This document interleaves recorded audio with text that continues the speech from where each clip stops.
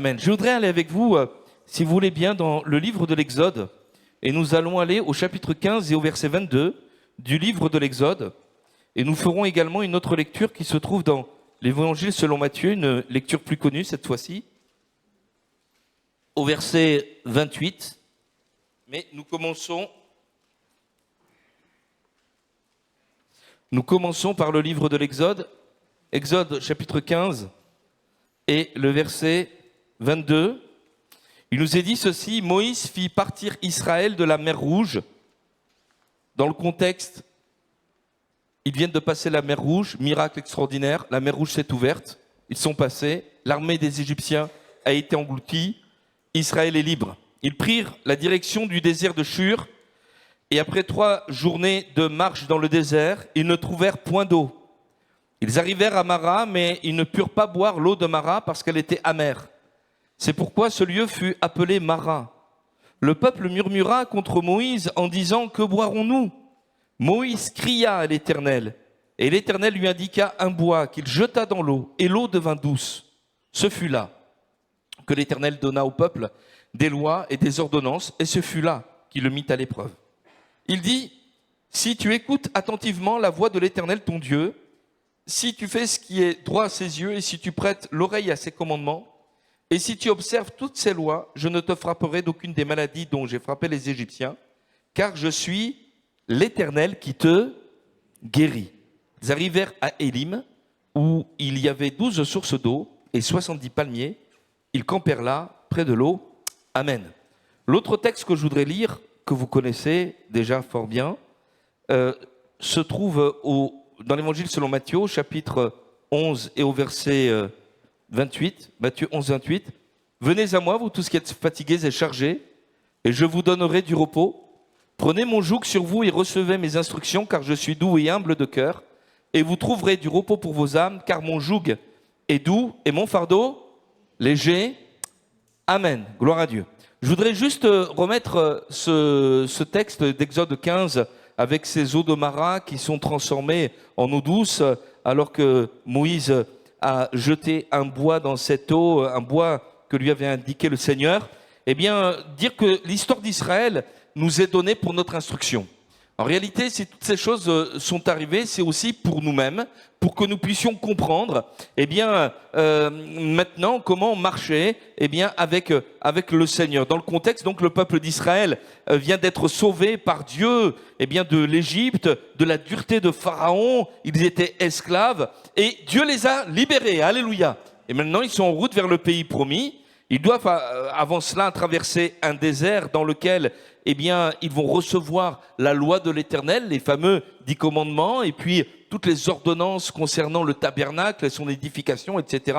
Je ne vais pas entrer en détail, eh bien, sur cela. Et donc, on est dans une période transitoire dans laquelle Dieu va apprendre au peuple de Dieu à marcher avec lui. Comment on fait lorsque, eh bien, on a placé sa foi en Christ? Comment on fait pour marcher, eh bien, avec lui? Et nous aussi, nous devons être au bénéfice de ce même enseignement, parce que l'Écriture nous dit que à partir du moment où nous avons accepté Jésus, nous sommes devenus des disciples. Jésus dira dans l'Évangile selon Matthieu, au chapitre 28 et au verset 19, « Allez, faites de toutes les nations des disciples, en les baptisant au nom du Père, du Fils et du Saint-Esprit, et enseignez-leur tout ce que je vous ai prescrit. » Vous connaissez ces choses, et parfois nous nous disons, ce qui est essentiel pour moi, et nous avons raison dans un certain sens, c'est que je me fasse baptiser. Pasteur, j'ai compris que Jésus est mon sauveur, et je veux m'engager avec lui, parce qu'il a changé ma vie. J'étais dans la dépression, j'étais dans la débauche, j'étais dans mes égarements, j'ai crié vers lui, il m'a pardonné de mes péchés, il m'a sauvé, je veux le suivre, alléluia. Et l'Écriture nous dit, celui qui croira et qui sera baptisé sera sauvé. Amen. Gloire au Seigneur. Mais le Seigneur ne veut pas faire des baptisés seulement, il veut faire des disciples qui acceptent, eh bien, le baptême et qui ensuite acceptent l'enseignement qu'ils vont recevoir de la part du Seigneur pour marcher avec lui. Et nous en sommes là, tous les uns les autres, vous comme moi. Nous sommes des disciples du Seigneur. Alors il y a des jeunes disciples, il y a des disciples plus anciens, il y a des disciples qui ont oublié certaines leçons et ils ont besoin de réviser. Ça vous arrive pas de réviser? Oui, il y a des jeunes là, hein.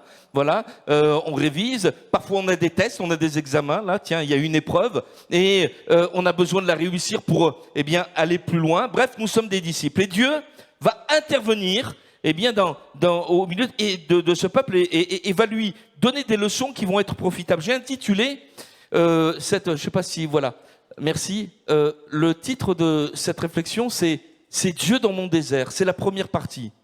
Si le Seigneur le permet, on fera les deux autres également. Mais la partie 1, c'est le bois qui guérit. On verra également la manne qui nourrit. Et nous verrons aussi l'eau qui désaltère, l'eau qui sort du rocher. Et à chaque fois, Dieu va apprendre à son peuple comment compter sur lui et pourquoi il faut compter sur lui. Et quelle est l'attitude également que nous avons besoin d'avoir pour que notre vie se développe, pour que nous puissions avancer avec le Seigneur. Alléluia. Et c'est pas, tout cela ne se passe pas d'un coup, excusez-moi de l'expression, d'un coup de baguette magique, mais il dépend aussi de notre application à suivre Jésus et à le connaître. Amen. Amen. Alors on va voir tout d'abord que notre Dieu est un Dieu qui guérit, que nous nous trouvons dans un monde qui n'apporte pas de guérison, qui ne guérit pas, qu'il y a moyen pour être guéri, c'est le bois qui guérit, qu'il y a une attitude également qui est là, et nous allons voir ensemble tout cela si le Seigneur le permet. Alors, ce qui est central, et c'est mon premier point, le Dieu qui guérit, c'est que dans le texte que nous avons lu ici, Dieu donne, c'est un élément central, Dieu donne sur lui-même une révélation de ce qu'il est. Et il dit, je suis l'Éternel qui te guérit. Et s'il n'y avait que cela à retenir de ce matin, c'est cela. Yahvé, Rapha en hébreu. L'Éternel qui te guérirait. Donc Rapha, vous vous souvenez, peut-être le nom Raphaël, peut-être que vous connaissez un, peut-être que tu t'appelles Raphaël. Raphaël, ça veut dire Dieu guérit. Dieu guérit. L'Éternel qui te guérit. La guérison, qu'est-ce que c'est? Alors j'ai cherché dans mon dictionnaire. Guérir, c'est faire cesser un mal. Alors il peut y avoir un sens physique, moral, spirituel, mais quand on apporte la guérison quelque part, c'est que on fait cesser le mal. Mais ça correspond tout à fait à l'œuvre du Seigneur pour nous. Amen. Amen. Oui ou non? Le Seigneur nous a guéris. Alléluia. Il nous a guéris même d'une maladie terrible qui n'est pas, physique, mais qui est plutôt spirituelle. La maladie du péché, et qui a amené la mort. Le salaire du péché, c'est la mort. Mais le Seigneur est intervenu. C'est lui le divin médecin. Et le don gratuit de Dieu, c'est la vie éternelle en Jésus-Christ, notre Seigneur. J'ai mis un verset, c'est dans Galates, au chapitre 1er, le verset 3 et 4. Je ne sais pas s'il peut apparaître. Voilà. Que la grâce et la paix vous soient données de la part de Dieu, le Père, et de notre Seigneur Jésus-Christ, qui s'est donné lui-même pour nos péchés, afin de nous arracher au présent siècle mauvais, selon la volonté de notre Dieu et Père. Et c'est ce que le Seigneur a fait dans nos vies. Amen. Enfin, moi, c'est ce qu'il a fait dans ma vie. Avant de connaître le Seigneur, j'étais malheureux. J'étais détruit par le péché.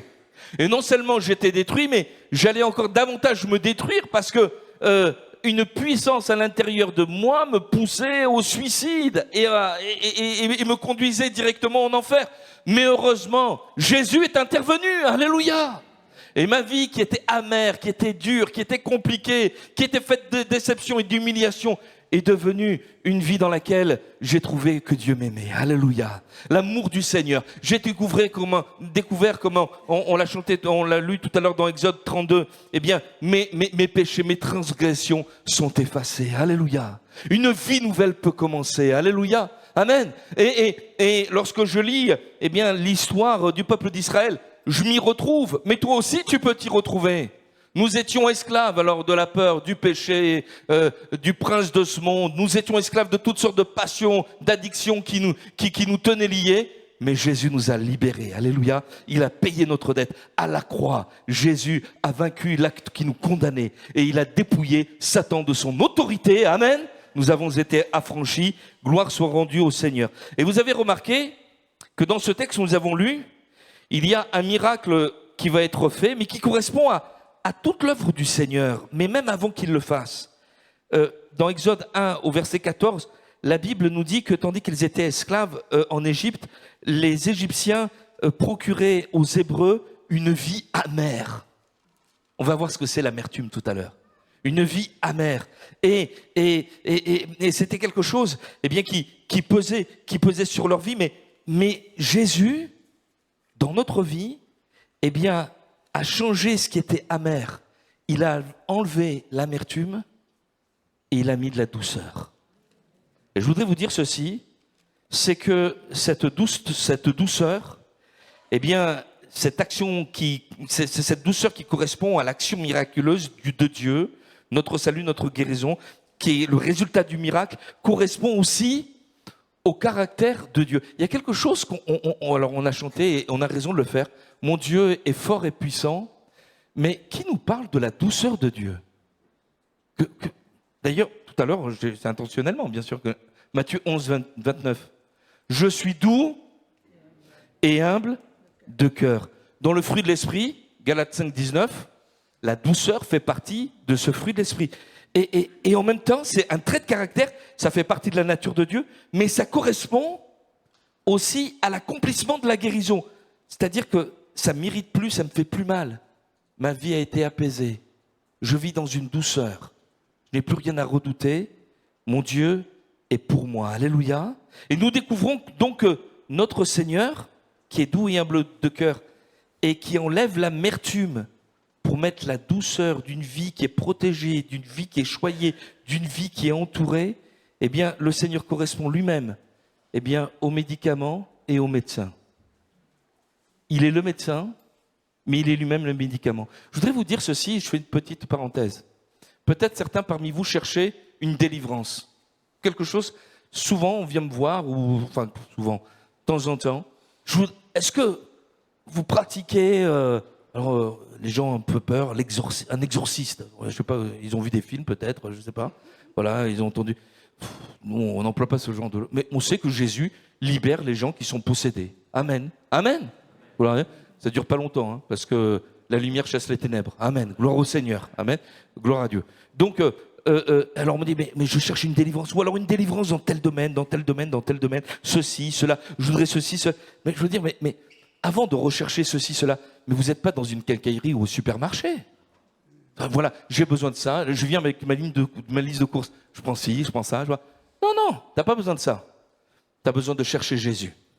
Et en Jésus, tu auras tout. Alléluia. Amen, alléluia. J'étais dépressif, j'étais malade. J'ai pas demandé au Seigneur de me guérir. J'ai pas demandé au Seigneur, cette guérison. Et Jésus m'a dit, mais laisse-moi régner dans ton cœur. Cherche-moi, cette relation. Et c'est dans cette communion et dans cette relation que le Seigneur a guéri mon esprit qui était brisé. Alléluia.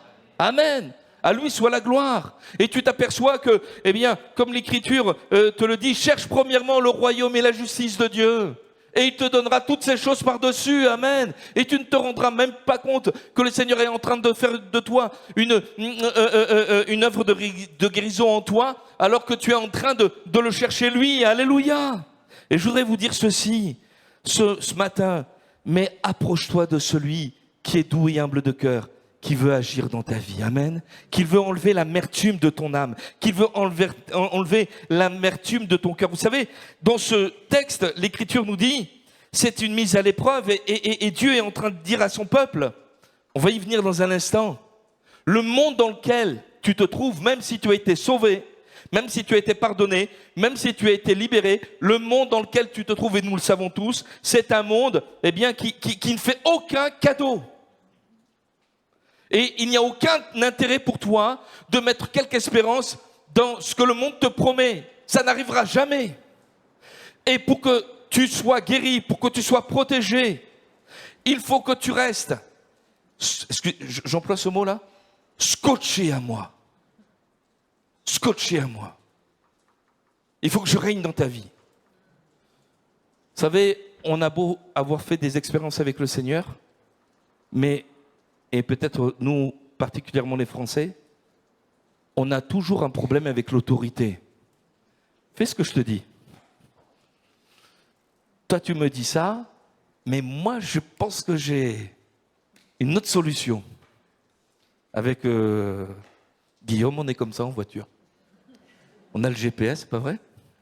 Le GPS, il nous dit, tu passes par là. Je lui dis, écoute Guillaume, non, on va passer par là. Vous n'êtes pas comme ça, voilà. Hein, et oui. Je voudrais revenir sur cette notion d'autorité. Et peut-être quelqu'un a peur, peut-être que quelqu'un a une image mauvaise de Jésus, a une image mauvaise de Dieu. On peut même avoir fait l'expérience du salut et entretenir dans son cœur une mauvaise réflexion à l'égard de l'autorité de Jésus dans ta vie. On va aller dans l'évangile selon Matthieu, si vous voulez bien, au chapitre 12 et au verset 18. 12-18. Et c'est une prophétie d'Ésaïe, le prophète, qui est rappelée par Matthieu dans son évangile et qui concerne Jésus. Et verset 18 nous dit ceci: « Voici mon serviteur que j'ai choisi, mon bien-aimé en qui mon âme a pris plaisir. Je mettrai mon esprit sur lui, il annoncera la justice aux nations. » Et voici ce qui nous intéresse davantage. Il ne contestera point, il ne criera point, personne n'entendra sa voix dans les rues, il ne brisera point le roseau cassé, il n'éteindra point le lumière qui fume. On a entendu un frère prier dans ce sens-là.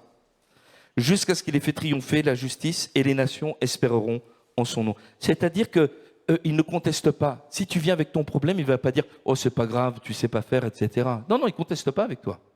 Et puis, il ne va pas crier, il ne va pas s'énerver, mais enfin, tu en es encore là? Pas du tout. Il ne va pas même parler dans les rues, on ne va pas entendre sa voix, il ne va pas répéter ce que tu lui as dit, c'est entre toi et lui.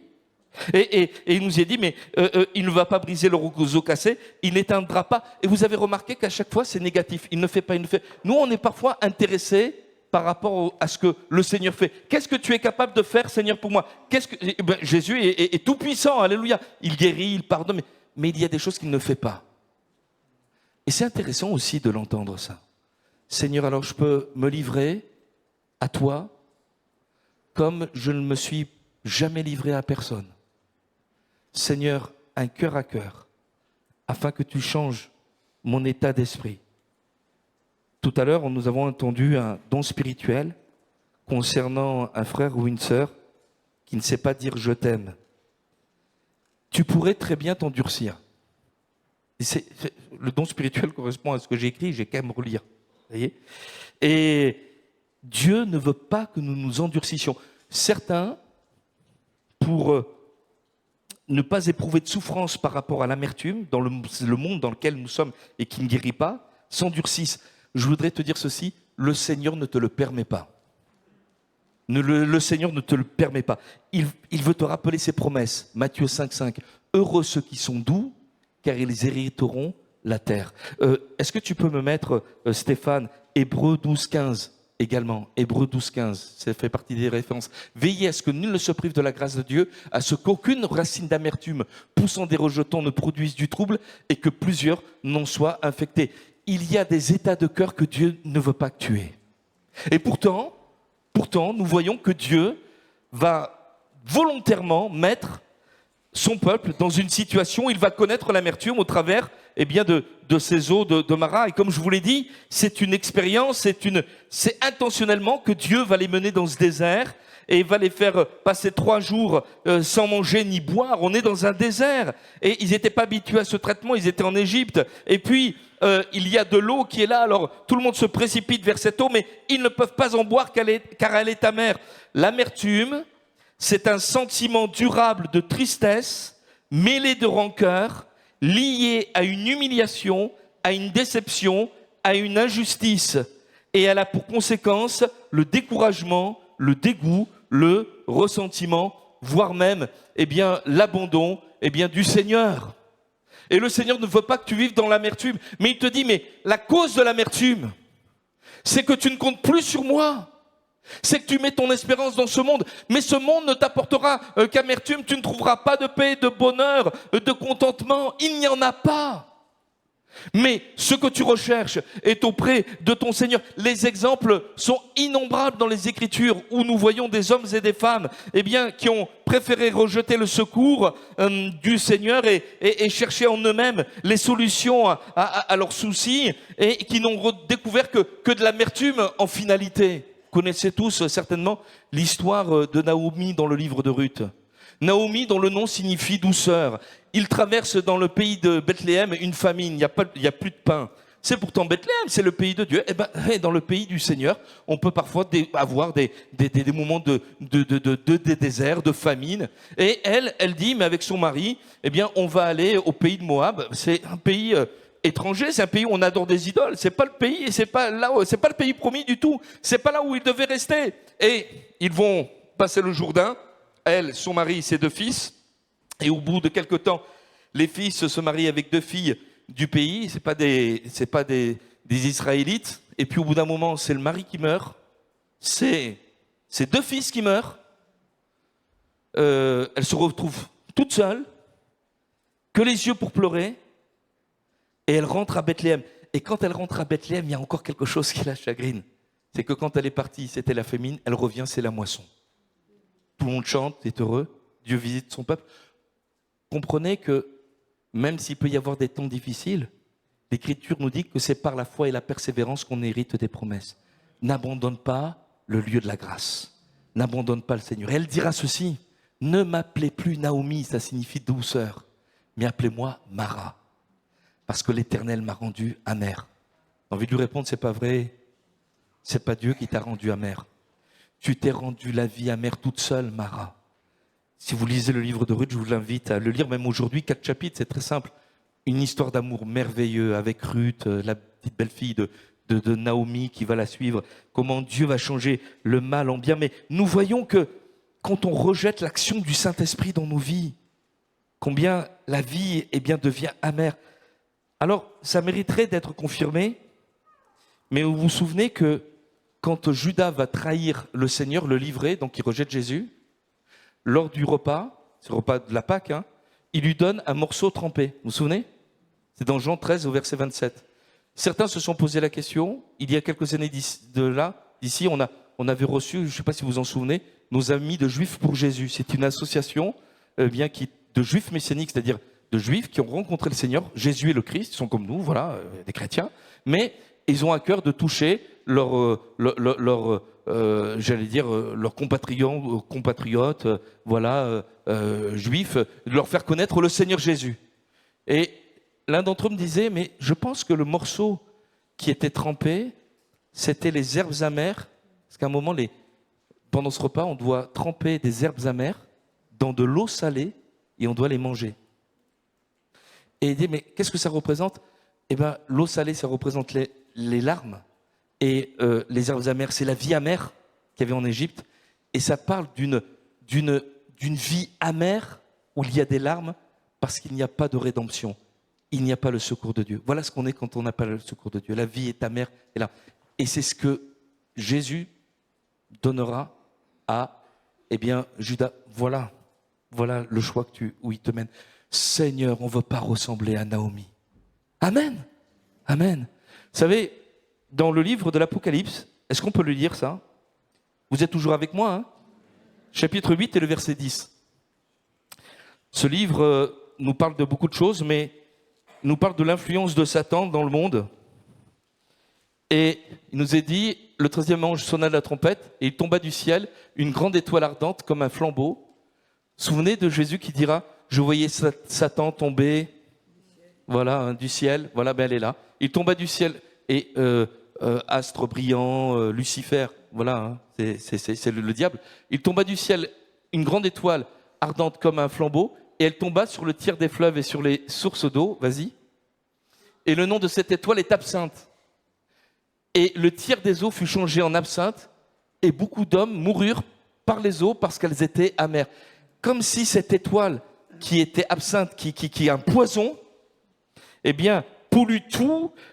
Mais les eaux, les sources d'eau, c'est quoi ça? Ça parle de tout ce qui rafraîchit. Ça parle de la religion, ça parle de la politique, de toutes sortes de choses, des arts. Et tout est pollué et amène la mort. Et on est dans un monde comme ça qui est pollué. Vous savez que ce texte a fait réagir certains? Parce que, est-ce que vous savez comment on dit absinthe en russe? On parle hébreu, on parle russe, on parle français. Vous savez comment on dit absinthe en russe? On dit Tchernobyl. Et lorsque ce texte vous savez, les eaux qui sont polluées, etc., la pollution nucléaire, bref. Ça nous fait réfléchir et on s'aperçoit que il y a toutes sortes de références. Mais en attendant, je voudrais te dire ceci. Le Seigneur ne veut pas que tu vives dans cette amertume.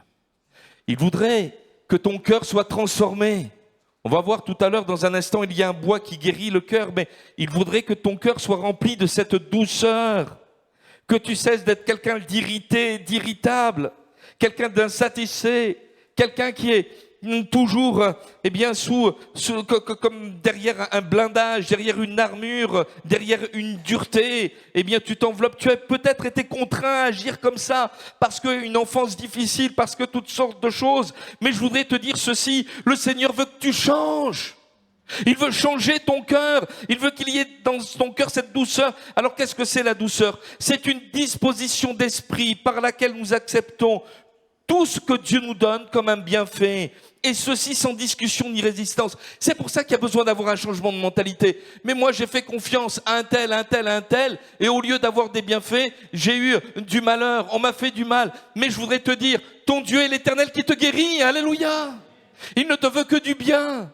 Et il voudrait que ton attitude change, que ton cœur change. Alors je me suis posé la question, je dis Seigneur, à quoi ça ressemble un cœur transformé par toi? Et j'ai trouvé dans le livre des psaumes, au psaume 37, des choses merveilleuses. Je voudrais que vous puissiez les garder. Les conséquences d'un cœur guéri, on va voir comment Dieu guérit, mais le psaume 37, est-ce que vous aimez lire les psaumes? Psaume 37. Et il nous est dit ceci, voilà ce que c'est un homme qui a cette douceur en lui. Ne t'irrite pas contre les méchants.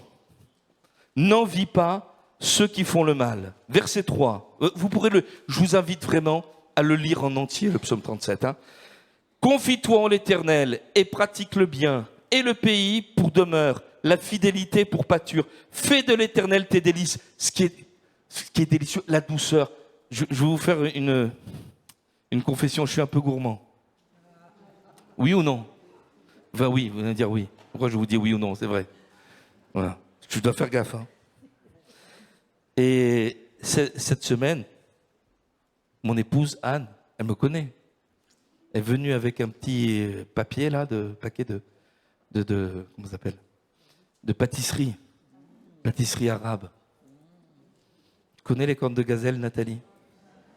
Tu connais les alabiyas avec le miel et tout ça? C'est un piège. C'est un piège. Mais là, meilleur que les alabiyas ou que les cornes de gazelle, fais de l'Éternel tes délices. Alléluia. Et il te donnera ce que ton cœur désire. Recommande ton sort à l'Éternel, mets en lui ta confiance et il agira. Alléluia. Et regardez le verset 8. Laisse la colère, abandonne la fureur, ne t'irrite pas, ce serait mal faire. N'entretiens pas ces mauvaises pensées dans ton cœur. Et dès qu'elles y sont, mais demande au Seigneur de te les enlever. Verset 23, vous le lirez. L'Éternel a fermé les pas de l'homme, il prend plaisir à sa voix. Ça m'adoucit ma vie. S'il tombe, il n'est pas terrassé, car l'Éternel lui prend la main. J'ai été jeune, j'ai vieilli, et je n'ai point vu le juste abandonné, ni sa postérité mendiant son pain. Verset 35, j'ai vu le méchant dans toute sa puissance. Il s'étendait comme un arbre verdoyant. Et ici, David fait mention de Saül. Et il dit, il a passé, voici il n'est plus. Je le cherche, il ne se trouve plus. Observe celui qui est intègre et regarde celui qui est droit. Car il y a une postérité pour l'homme de paix, mais les rebelles sont tous anéantis. Et la postérité des méchants sera retranchée. Amen. Alors, avoir cette disposition de cœur, mais peut-être que tu es face à, tu entends, tu comprends que tu dois changer, mais en même temps, il y a un combat parce que quand tu regardes les événements qui te touchent, qui te frappent, qui t'ont frappé, mais en réalité, tout te pousse à t'irriter. Et peut-être même, tout te pousse à te dire, mais j'en peux plus, j'arrête. Et tandis que tu es dans cette situation, la seule chose qui est à faire, c'est de tomber à genoux devant Jésus. Et de dire, Seigneur, je ne peux pas continuer à marcher avec toi, avec un cœur comme ça. Guéris mon cœur, Seigneur. Guéris-le. Seigneur, cette amertume qui est là, enlève-la.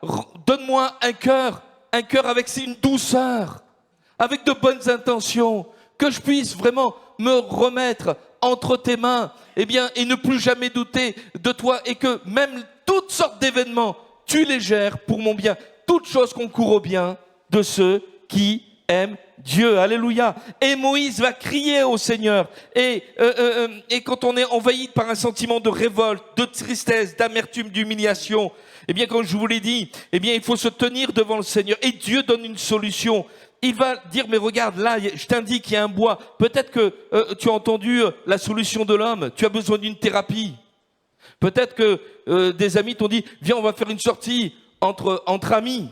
Voilà, on va sortir, on va passer une soirée ensemble. Peut-être que tu te dis, vivement, le match de foot ce soir, je vais faire le vide et soirée foot. Mais ça changera jamais l'état de ton cœur. Ça changera jamais l'état de ton cœur. Ce dont tu as besoin, c'est d'entendre, eh bien, la solution que Dieu veut te donner dans ton désert, dans ton marat, le bois qui guérit. Acte 5:30, verset 31, nous dit ceci. Acte 5:30, le verset, voilà. Dieu est élevé par sa droite comme prince et sauveur, et pour donner à Israël la repentance, il a élevé Jésus, le pardon de ses péchés. Et verset 30, c'était pas ça, non, avant? Voilà, merci. Le Dieu de nos pères a ressuscité Jésus, que vous avez tué en le pendant au bois. Tu peux mettre 1 Pierre chapitre 2 et verset 23 aussi, où il nous est parlé de ce bois. Lui qui injuriait, ne rendant point d'injures, maltraité, ne faisant point de menaces, il nous est parlé de Jésus, mais s'en remettait à celui qui juge justement. Lui qui a porté lui-même nos péchés en son corps sur le bois, afin que, morts au péché, nous vivions pour la justice, lui par les meurtrissures duquel vous avez été guéris. Dans le même verset, il y a le mot guérir, être guéri, et il y a le mot bois. Et ce bois que le Seigneur veut t'indiquer pour que tu retrouves ta douceur, c'est l'œuvre de Jésus à la croix. Alléluia. Et lorsque je constate, j'ai réfléchi sur ces choses. Et la croix, il n'y a pas un lieu sur la terre où il n'y a pas plus de violence qu'à la croix. Un homme brisé, humilié, frappé, injurié, abandonné, maltraité, voilà, les souffrances de Jésus à la croix.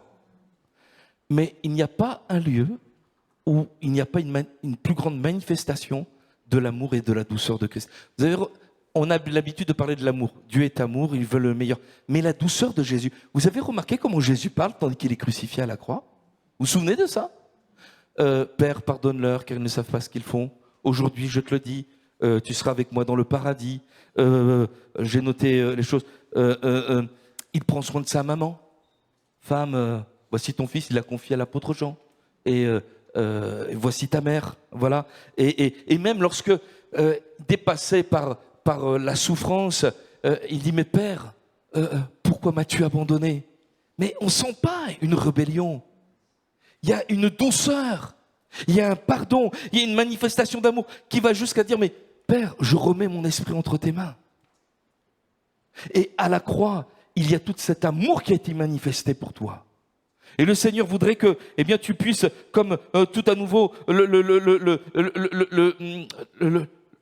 découvrir. La croix élimine toute amertume, toute agressivité, parce que là, Satan est vaincu. Tes péchés sont pardonnés. Et tu rentres dans une nouvelle dimension où tu découvres que le Seigneur n'a pour toi que le meilleur. Alléluia. À la croix, tu découvres que le seul but, la seule orientation divine, c'est ton salut. Et que tu puisses marcher sur cette terre avec lui jusque dans le pays promis. Amen. Amen. Mais alors, Seigneur, quand cette croix, ce bois est jeté dans mon cœur, il apporte une guérison. Je crois que je vous en ai fait parler. Est-ce que vous pensez qu'un pasteur, ça peut des fois être irrité? Non, jamais.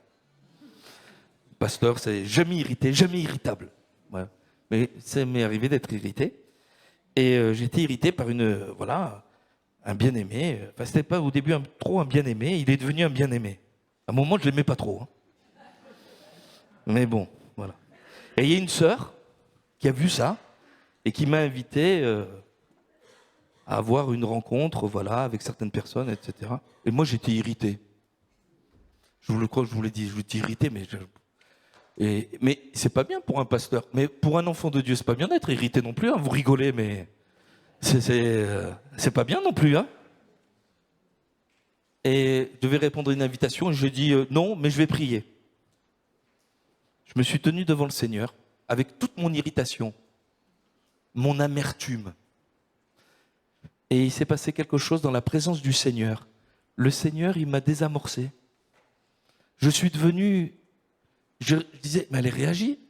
Mais il n'y avait plus aucune réaction, plus aucune force. C'est comme si le Seigneur prenait en main tous les sentiments de mon cœur. C'est comme s'il lavait mon cœur, il purifiait. Et au lieu de garder comme un vinaigre acide, il mettait une huile sainte, de nouveaux sentiments. Alléluia. Amen, gloire à Dieu. Et j'ai compris ce que ça voulait dire. Le bois jeté. Alléluia. Ce bois qui découvre le pardon, qui te fait découvrir le pardon. Est-ce que tu ne voudrais pas de ce bois-là? Alléluia. Parce que la marche avec Dieu ne pourra pas se faire tant que tu ne seras pas guéri. Alors je termine.